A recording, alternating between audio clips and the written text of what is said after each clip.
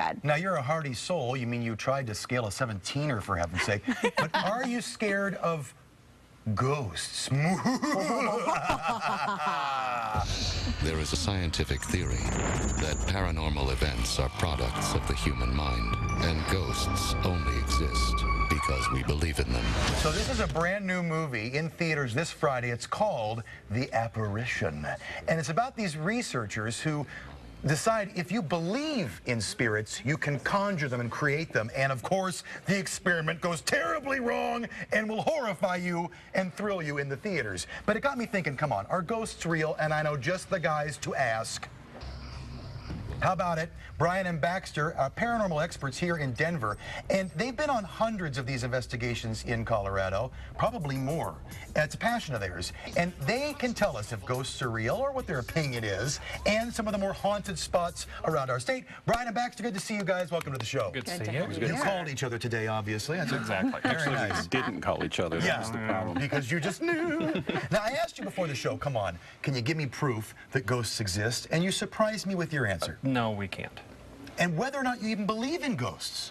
Well, we don't have the luxury of believing either way, because if you're going to investigate something that's completely unknown, you need to have a completely open mind. So you've never seen anything that's in your mind said, 100% I believe. We've seen things, but the problem is when you go in, even with an open mindset, you're a little biased towards wanting to see something. Because of that, if you do see something, you really need to question what it is that you've seen and apply some science to it to understand what might have actually been going on. Let's get straight to it, because there are 3 spots in Colorado in particular that have had a lot of activity.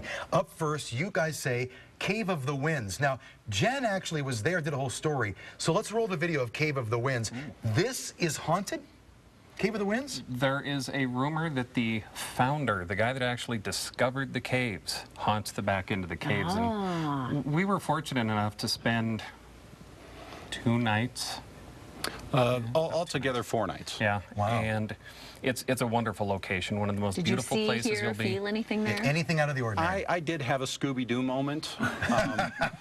We were in one cave that's known as Lover's Lane, and it's said that there's a very angry woman who does not like men back there. And so, you know, I was back in there, and I admittedly felt the hair on the back of my neck stand up, and I accidentally ran over the top of another investigator trying to get out of there. But all in all, it was just nerves. It's nerves? Freaky back there. How about number 2? We've all been there, Cheeseman Park. Now, there have been bones discovered at Cheeseman Park. There have been, we know there was a burial there at one point, or a cemetery. Well, Cheeseman Park was Colorado's, or at least Denver's, first cemetery. There's still somewhere between 2,000 to 5,000 bodies at the park right now.